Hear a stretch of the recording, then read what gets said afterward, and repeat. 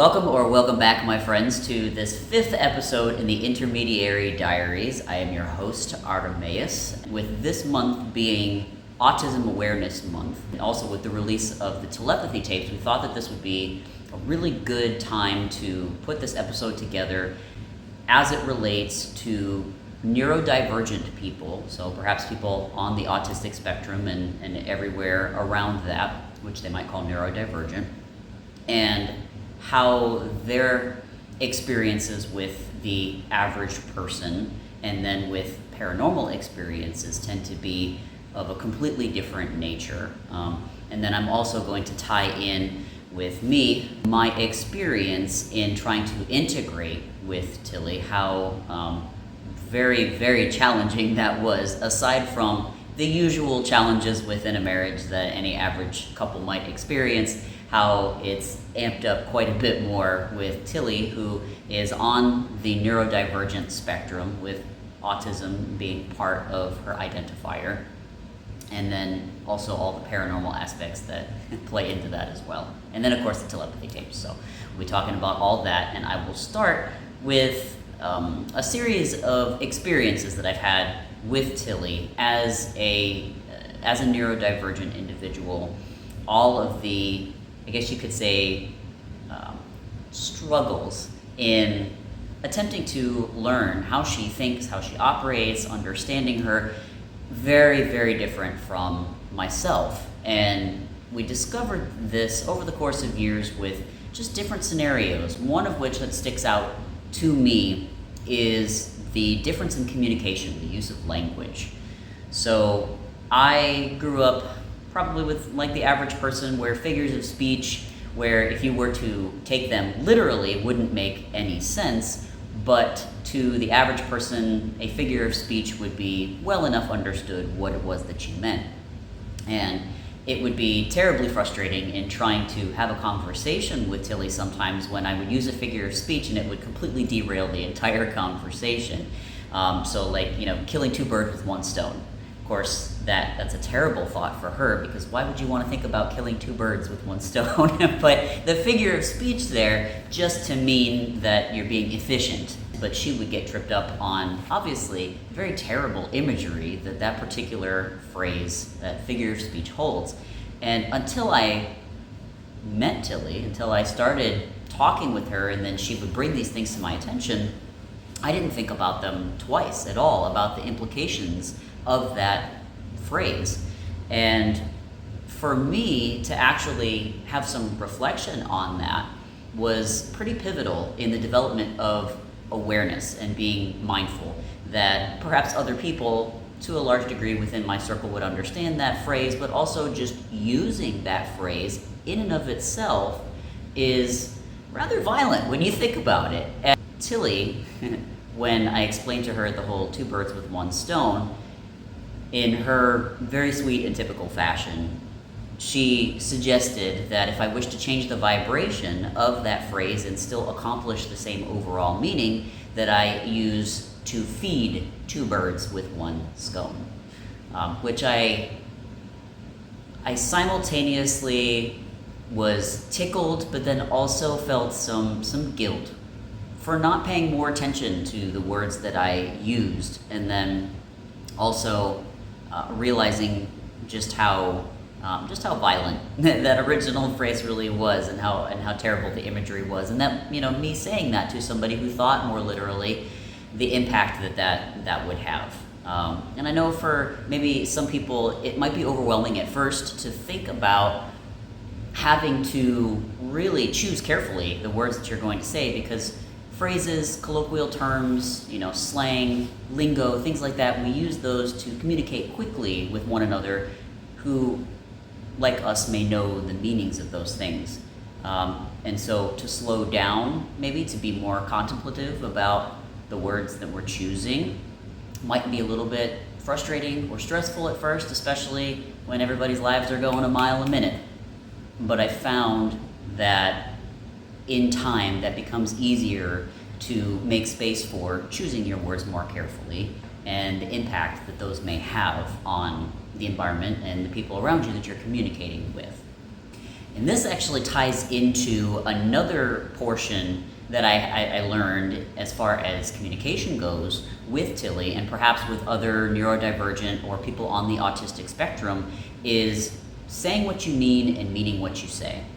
And oftentimes, when even just communicating with the average person, someone will say something, the other person will perceive it a certain way, and then the speaker will say, "Oh, but I didn't mean that. I meant XYZ." Now, it could be on the part of the listener that there was some misinterpretation or listening for something specific that they then heard, but it wasn't exactly what the speaker was saying. Or it could have been that the speaker also lacked some integrity in choosing the exact words, the literal words, for what it was that they were attempting to communicate. There's a lot that gets lost in the ego filter that each of us have, that neurodivergent people seem to, or at least autistic people in general, seem to not have that same working mechanism. So it seems like the neurodivergent group of people, or people on the autistic spectrum, when someone says something, for example, "I will meet you at 7 p.m., and that person then shows up at 7:15 p.m. Now, in some cultures around the world, when a time is spoken, it's customary for that to be not exact, that anywhere within that hour is acceptable. But saying 7 p.m. to somebody within the neurodivergent community means 7 p.m. And maintaining that time and not giving any, if you don't give any other context for, I might be late or this may happen, a little more information, maintaining the integrity around that communication when that isn't met as it's stated is a pretty massive disappointment. Whereas perhaps some other people might say 7 p.m., but it's okay if I'm 5 or 10 minutes late, that's, customary, and then not communicating that. So I definitely learned to shore up my language and be much more precise about my agreements and very aware of what I was saying that I would do, and making sure that if I did not do that, that I would communicate it otherwise. And this really is just good practice for practicing integrity in all sorts of relationships, whether that's personal, professional, intimate, or otherwise. So something else that seems to be very typical for neurodivergent or autistic people is that they will speak and think in very objective terms. And people who are very maybe average in their ego content will speak in very subjective terms. The average person might use their opinion to describe the nature of an event. So a concert, they might say, it was so awesome, the artist was, just blew my mind, it was, crazy good. Might use some of those hyperbolic examples. And an autistic person, or maybe a neurodivergent person, would describe the exact nature of the show. So there were colored lights, and the microphone, the audio was working seemingly well to reach everybody. The sound quality was clean. And if they expressed their opinion, it would be, "I found it to be fun," or "I found it to be too loud." They would qualify their experience. They would separate that rather than saying the concert was such and such and such. That was a huge difference in learning to communicate between Tillie and I, because I had a lot of trouble initially separating my opinion from fact, which is something that within the neurodivergent or autistic community, they tend to be able to separate opinion from fact very, very clearly, and then speak that as such. All those differences in communication features, the objective versus subjective, and the literal versus figurative, made it really, really difficult initially. It caused a lot more struggle and argument, really, where some people might say, "Oh, it's just semantics." But those semantics are not only important to make sure that you're on the same page with somebody, but also within yourself to make sure that you are communicating exactly what you wish to communicate on multiple levels. So that that was a whole series of lessons before we could even get into, much of the other things like paranormal activity and then just building a life together. But valuable experience, priceless experience really nonetheless, because I personally feel like it cleaned up my vibration a lot, to say the least. The next big difference that I think is key to talking about integrating neurodivergent people with the average person is the subject of ego. So for me, I grew up in a household with parents who were not very emotionally developed. They were very young when I was born and did not have a whole lot of emotional maturity. They didn't have, in that sense, they didn't have the tools that they needed to manage their own emotions. So emotional regulation, if any of you have ever been to therapy, you might have heard that term before. They didn't have the tools to be able to do that. And so our household was all of us doing our absolute best to manage our, up and down roller coaster of emotions that we had never learned how to manage for ourselves. So I learned from a very young age what usually triggered people and what to say, what not to say. Some of you might recognize this in narcissism, in households that have narcissistic dynamics. And I don't mean this necessarily with any sort of loaded negative meaning. I just mean this very generally from a clinical standpoint, that you will learn how not to trip other people's egos, how to people please, basically, how to talk around somebody's sensitivities. And there is a bit of mind reading involved with that, which is sort of hit or miss. And I tried to apply that to Tillie, who does not really have much of an ego to speak of in that way, which might be kind of hard for some people to understand. But if you think about it just from the aspect of a computer program, where it's input and output, you type something in, there's a program that's set, and you will get something predictably out of it each and every time. It's very set, very stable, very predictable. For the average person, it depends when you speak with them day to day, what you say at that moment and how they respond may depend on how much sleep they've had. Are they hungry? Is the room hot or cold? Did they remember to throw the laundry in before they left or pull out the frozen meat to make dinner later that day? Did their boss yell at them just recently? Has their child had any problems ongoing? Are they having issues between their parents or their family members or their friends or neighbors? Lots of different variables, and at any given moment, it's like the wheel of fortune. You could get just about a different response every day of the week with the same input that you give that person.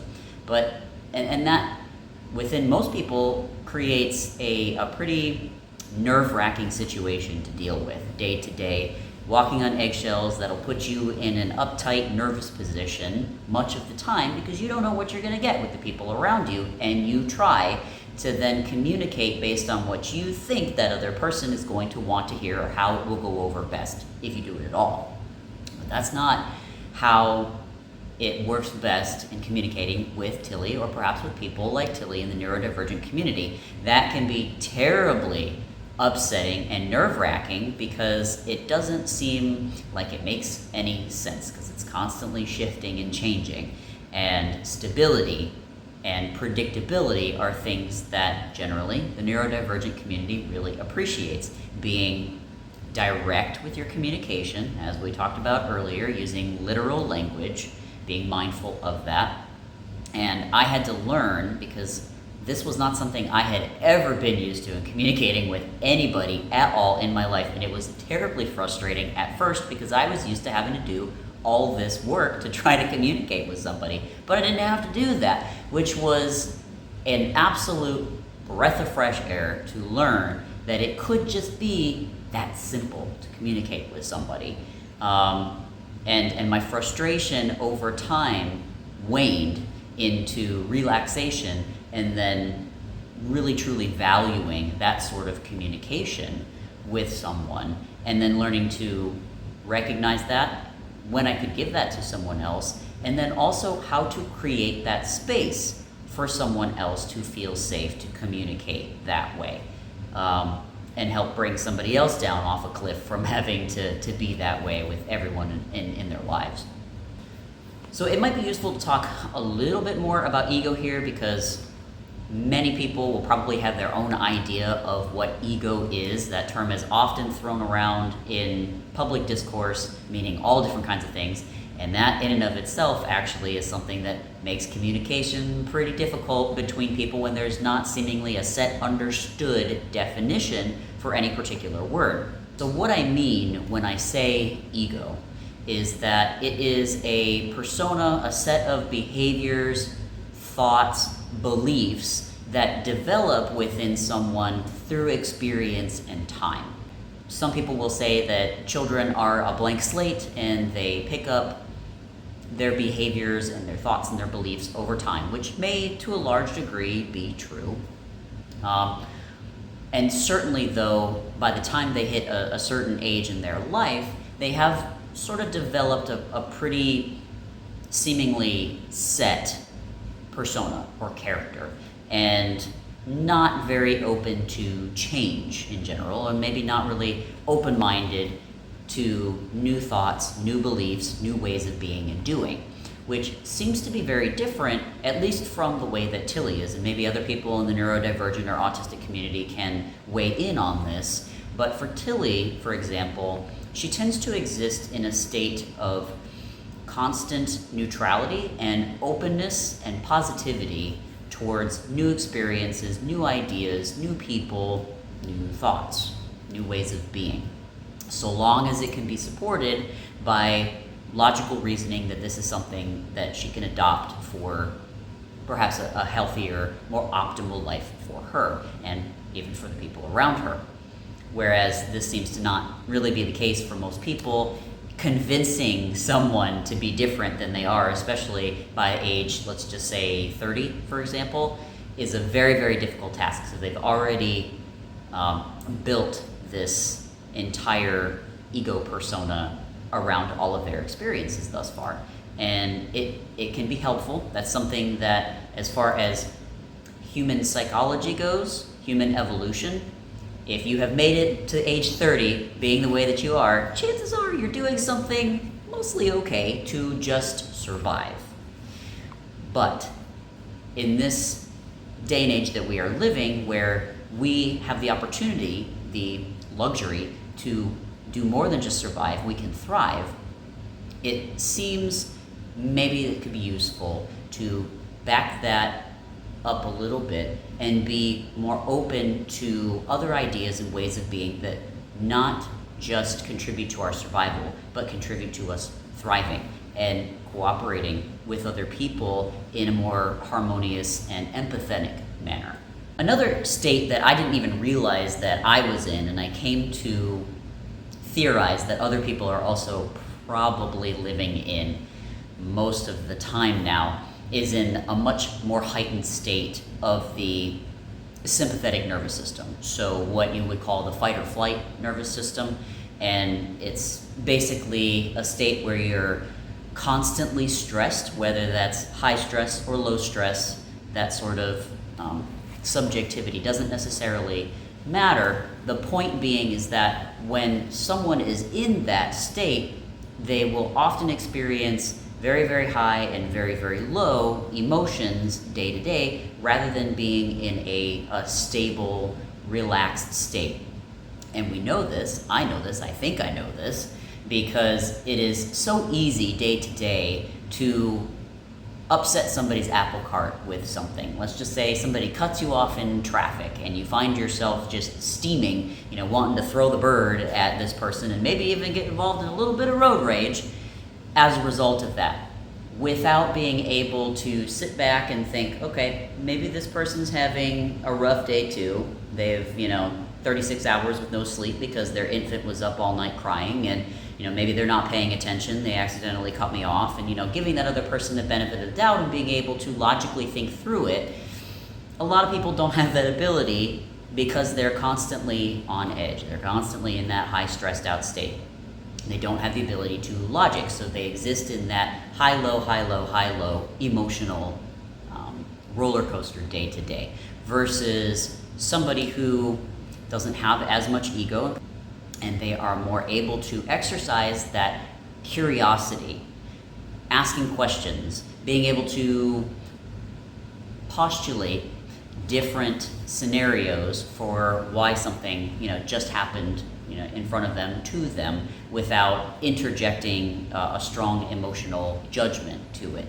As has been kind of a feature in my marriage with Tillie, is I've been able to look at her as sort of a model for the way that I myself would aim to be. So it would seem that Tillie and perhaps others in the neurodivergent community exist in a stable state of love and faith and trust that doesn't have anything to do with emotions. It's a set of beliefs and a way of being. Love in the sense that it is a commitment to support for someone that you care about in a very particular and stable way, versus what some other people might describe, maybe the average person might describe love as, which is just a feeling that they get, that someone makes them feel on top of the world or terrible when they don't get validation from that person. It's not ego or emotion driven. It's a very particular set of tenets for the concept. And that also was alien to me, was very strange to me at first, because I had developed such a strong belief about what love really was, but I didn't realize that it was more based on my subjective feelings and opinions than it was about an actual step 1, 2, 3, and these are the things that you do consistently for stability, for support, for integrity, which, as it turns out, is much better, I think, for a relationship in general than allowing your feelings to dictate the way that your behavior should go. In bumping up against all of these, major differences between Tillie and I through the course of our marriage, I realized that what I initially thought that I wanted in a relationship, and even in general in my life, is very different from what I now have come to respect and appreciate in my relationships with other people, and especially with Tillie, is that now, instead of the typical self-sacrifice, the cycle of self-sacrifice and resentment that a lot of relationships, a lot of marriages especially, will suffer, I have learned and have come to trust, have been able to trust that giving direct communication and following through on a very agreed upon set of rules and parameters and goals that we have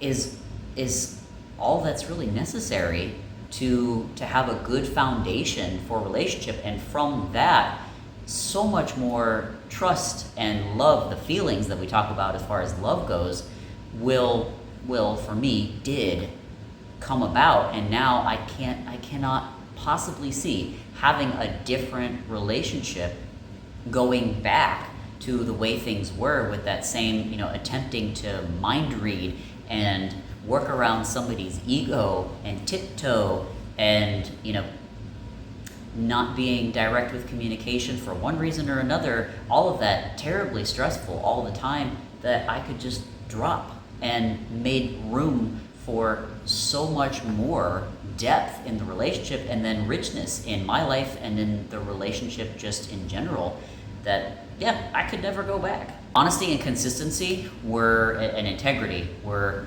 absolute key features within my relationship with Tillie to develop, for me especially to develop, and for me to understand her level of understanding and her level of embodiment with that was completely absent with all of my other relationships, whether they were intimate or friendships or familial relationships. And that sort of dichotomy, seeing the difference between those two, was very eye-opening and made me appreciate that much more having something like that finally in my life. Because I had gotten so used to and so trained from other people to lie, to manipulate, and not necessarily in a negative way or a self-serving way, but just in a way to try to avoid conflict rather than build relationship. And I realized that the great vast majority, if not all, of my relationships outside of my relationship with Tillie were based on lying and manipulation, inconsistency, and lack of integrity. And I mean, I have high praise for Tillie in the way that she just is innately, and for her patience with me while I have learned to come more her way on this and have built my own skills to integrate better with her. The truth about that is also that there is major burnout that happens within Tillie and perhaps others within the neurodivergent community in dealing with people who are perhaps the way that I was, which you might consider the average person, that it's not an endless pool of sympathy and empathy and patience. Just like any other person, there are limits. And we, just like anybody else in relationship, have certainly had our times, as we talked about in the last episode, where arguments and fights can turn into half of the house's electrical no longer working. So it's, and that's just another aspect to my relationship with Tillie that just makes things that much more interesting. But all that to say that it is important, I think, for the average person to learn how to communicate and integrate with these other lovely people within the neurodivergent community who have so much to offer, that because they aren't just saints that have an endless, pool to give from. They, just like us, they have their limits and their burnout, and it's would be empathetic, compassionate to recognize that and build our own skills up so that we can be as healthy for them as they can be for us. And so if you happen to have somebody like Tillie in your life, a neurodivergent person who, when they burn out, perhaps have a wide range of responses. For some of them it could be pulling away. For some of them it could be a flat out rage tantrum. That I know that does happen sometimes, and unfortunately I think there's a bad rap for those individuals because they've just hit their breaking point, like we all do, and maybe just cannot keep it all inside, can't do what some people do and scream into a pillow at night. They just let it all out, bless them. That when we get that kind of feedback, whatever it is, for us to be more sensitive to that, us, I'm saying, as the average person, to be more sensitive to that, and to come their way and say, hey, is there something more that I can do to help with this? Was this something that I caused, or maybe not, and there's not much that I have to do with that, but just offering, just asking sometimes is enough to let that other person know that you are being mindful, you're being empathetic, and you understand and appreciate their limits, their boundaries, and you'll do better to work with that. So the last part of the video, I would like to kind of tie into all of this, the recent release of a series, 10-episode series called the Telepathy Tapes. And it was put out by an individual named Kai Dickens, and it covered the spiritual and emotional experiences of the nonverbal and mostly nonverbal autistic community when it comes to the paranormal. And the series attempted to document telepathic, non-human, and philosophical experiences within this community of people. While Tillie is quite verbose and very high functioning, I've noticed her experiences tend to line up quite a bit with those experiences that have been written about by the individuals in those episodes. One thing that I would like to specifically point out about experiences mentioned in the telepathy tapes was the experience of telepathy.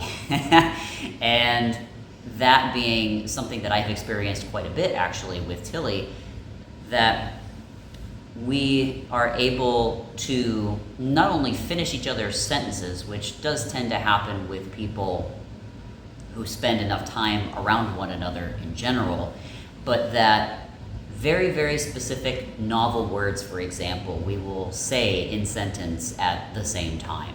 Or I will have a thought drop into my head that seems like it comes from out of nowhere, but it'll actually be something that Tillie has been thinking of, and vice versa. We have that exchange experience, or she'll just know when I'm getting ready to change over into the next task that I have or moment, and she will communicate with me. She'll send me a text message, or she'll walk in the room, and it's uncanny the number of times where I've said, yep, right on schedule. I just finished what I was doing, and let's get ready to go do the next thing. It happens all the time.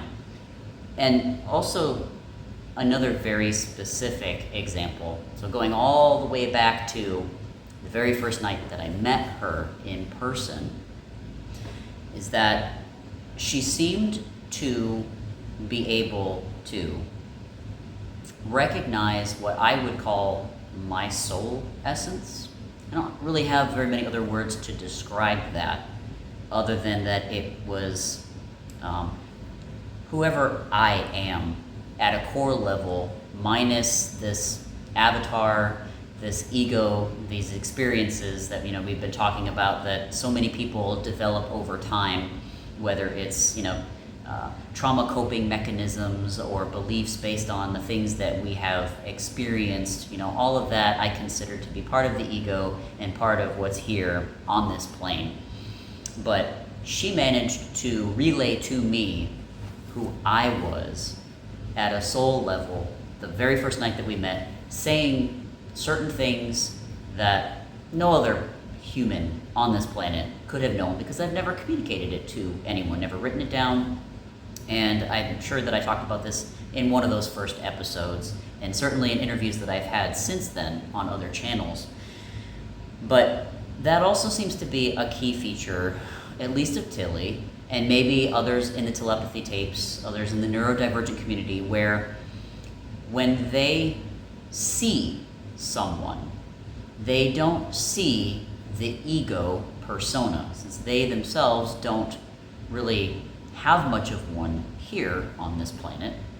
What they're seeing when they interact with somebody, however that is, whether it's by telepathy or in person, it's their soul essence, who they are, who that soul is on a very literal level. The code, the genetic code of that soul, without any context of experiences from this planet.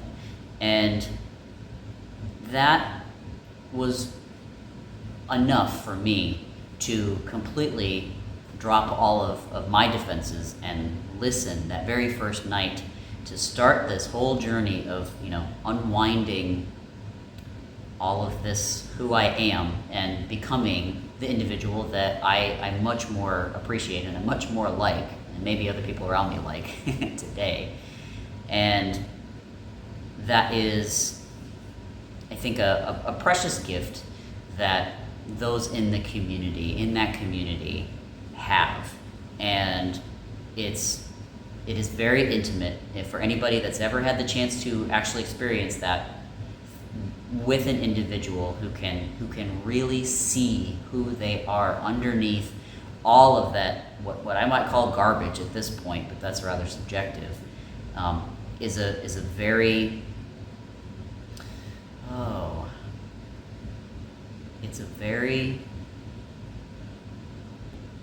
it's a very relieving and immediately connective experience in a way that I think very few people truly get to have in their lives.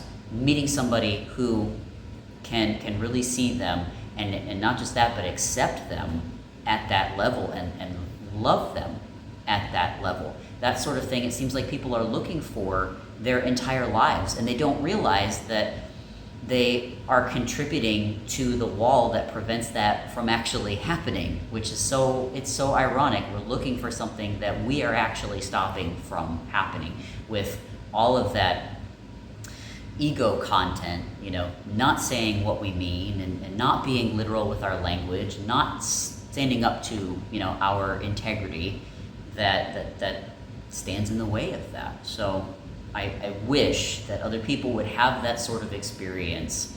It really is transformative. It completely transformed me. It was very healing in that way. There was a participant in the telepathy tapes who wrote that he thought he didn't receive those gifts, the gifts that he had to see people, to have the telepathy, to have those paranormal experiences, by being deceptive or by lying. And I think that was spot on. That was pretty poignant, because I realized that even for myself, by taking up all of this mental energy, for starters, lying really prevents you from having the energy and the clear headspace available to even begin to communicate on different frequencies, different quantum levels. And then when you are lying to others, or even lying to yourself because you don't have that good introspection, that it's a lack of self-mastery. It's a lack of spiritual maturity and integrity.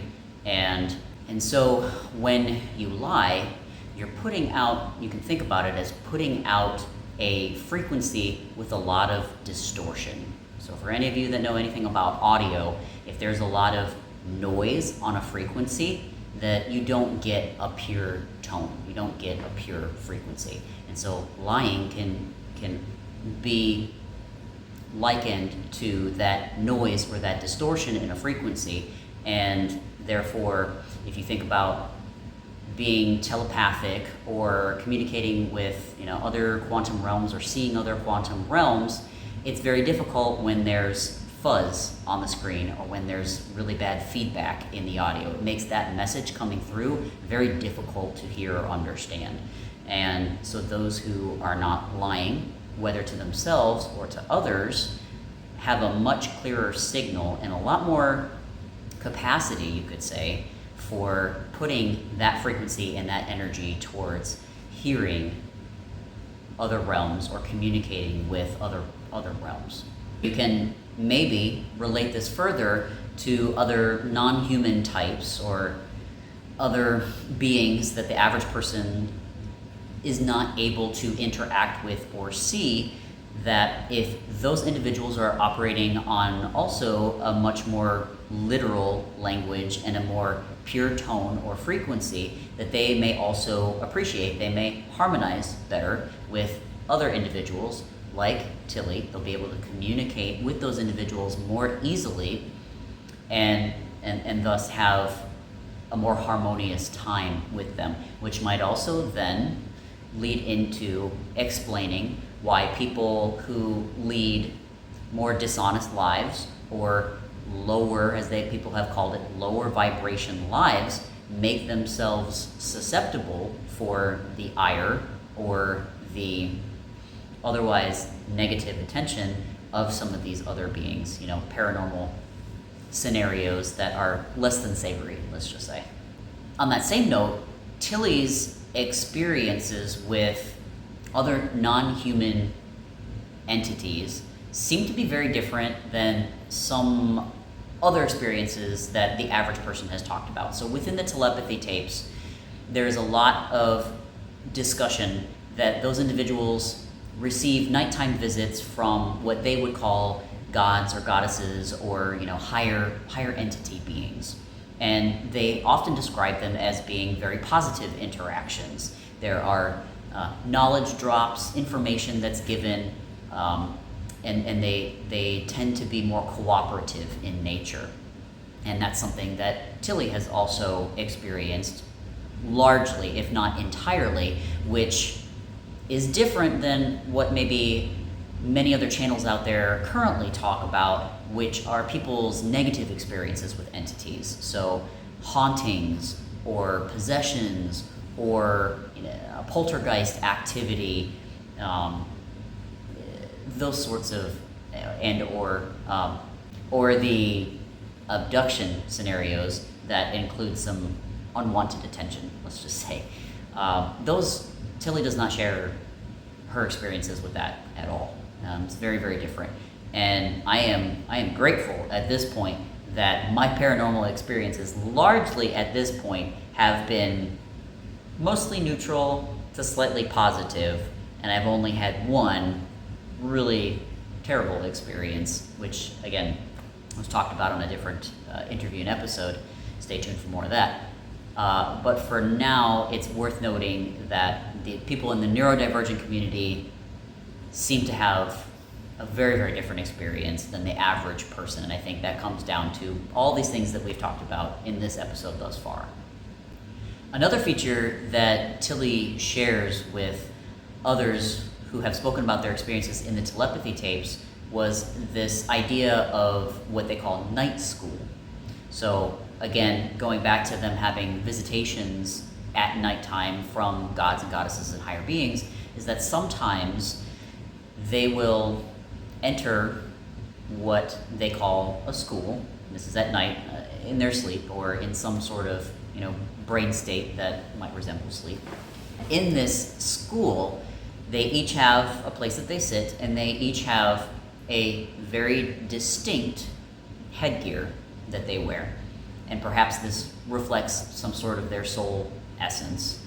And they will learn in this place things that are helpful to them to get along here on this planet, in this plane basically, because it is so different from what they're used to and what their natural programming is. One last feature in the telepathy tapes that I think is very worth talking about now if we want to forward the average person's, dare I say, evolution or progression, because those words can be pretty dicey. At least they have been in human history anyway, the way that humans have used it.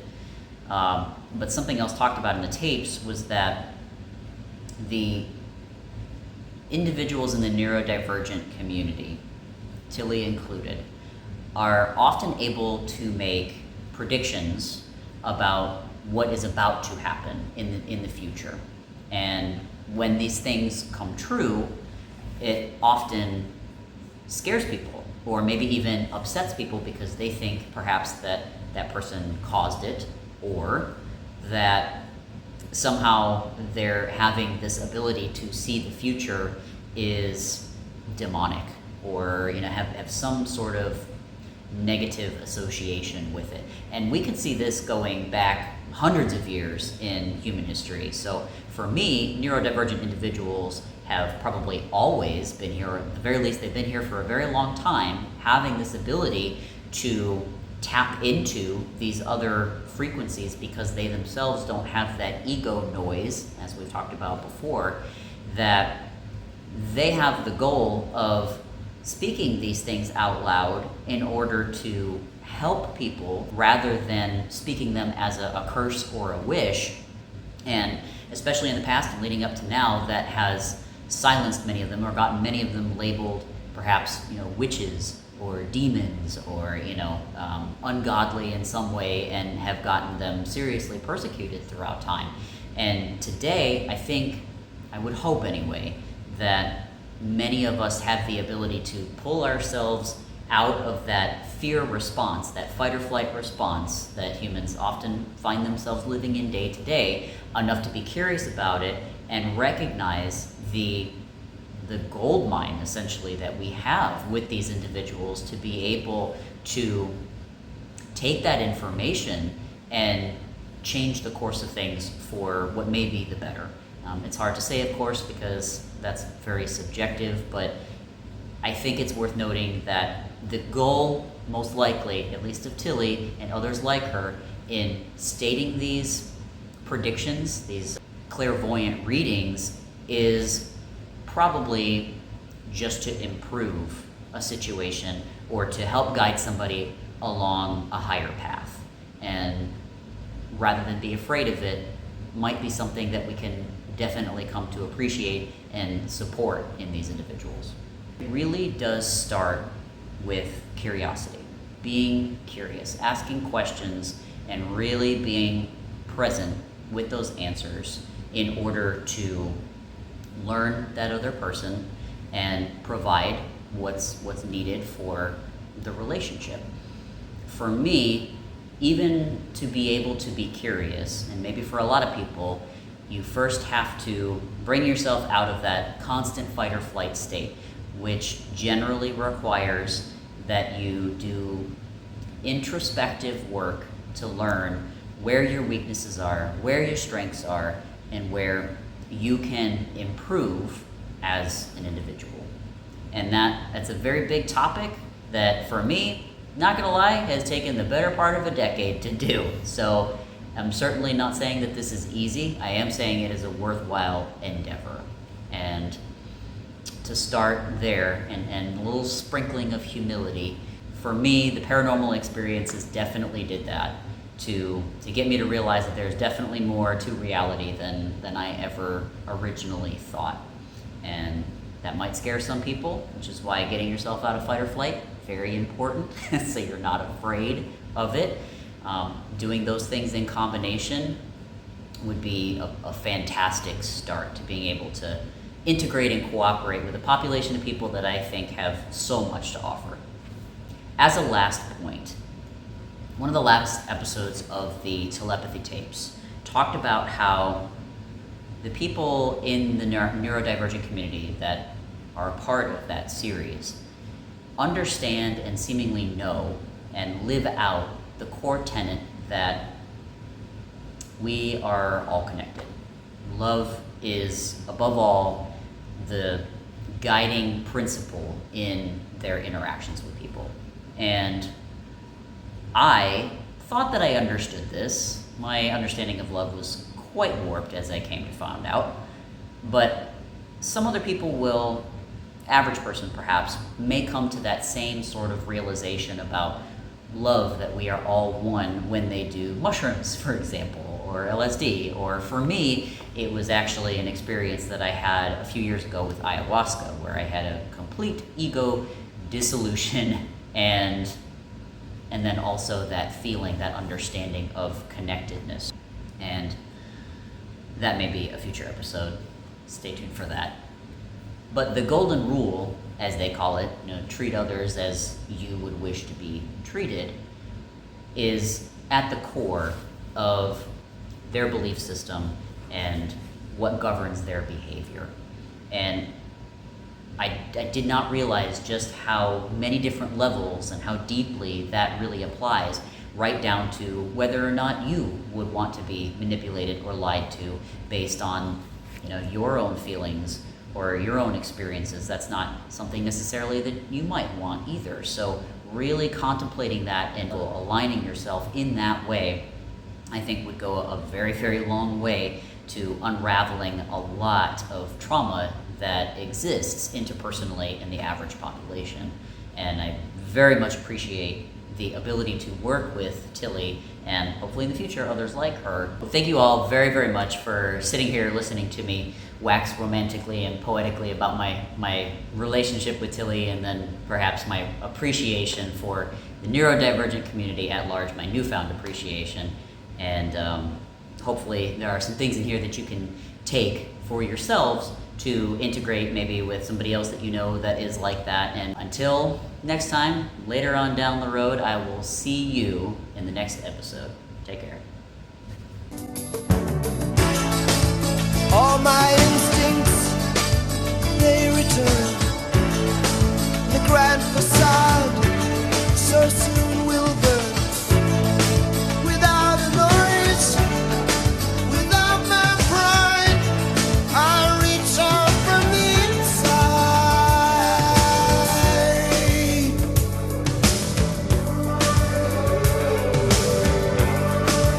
In your eyes, the light, the heat,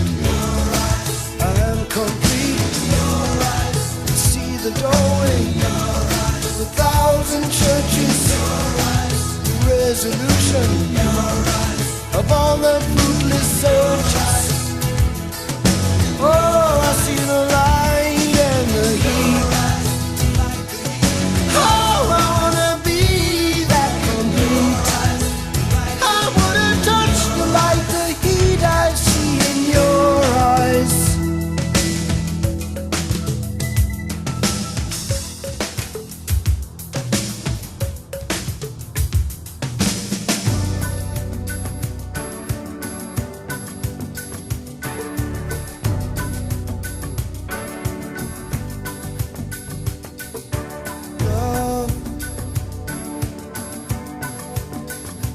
I don't like to see so much pain, so much wasted, and this moment keeps slipping away. I get so tired working so hard for our survival. I look to the time with you to keep me awake and alive. And all my instincts, they return, and the grand facade so soon will burn. Without a noise, without my pride, I reach out from the inside.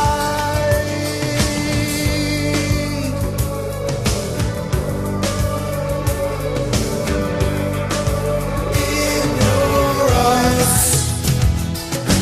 your eyes, your eyes, in your eyes, your eyes, the light, the heat, your eyes, I am complete, your eyes, I see the doorway, a thousand churches, your eyes, the resolution, your eyes, of all the